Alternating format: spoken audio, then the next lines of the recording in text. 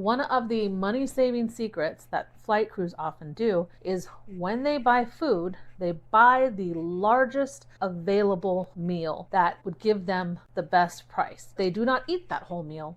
Instead, they divide that meal into at least 2 to 3 meals, which brings the cost of the meal down. For example, if I were to go to Subway sandwich, I would not buy a 6-inch sub, I would buy a foot-long sub. I would eat half for the meal and I would save half for later, and that half would go into my cooler. That is why it is super important that if you travel and you want to travel with the least amount of annoyance possible, always carry a cooler with you, even if that means going through TSA with the cooler empty. And then when you're in the airport, buy the largest size meal that you can and make sure you have dishes in your cooler that you can use to pack food. I always carry a glass square container with a lid in my cooler. The reason I choose glass is because it microwaves best and it usually comes with a snap-on lid. When they're square, they also tend to stack better in the cooler. As I run out of food, I can stack them inside each other and put the lids underneath. When they have food, I put the lids on and stack them like Legos in my bag.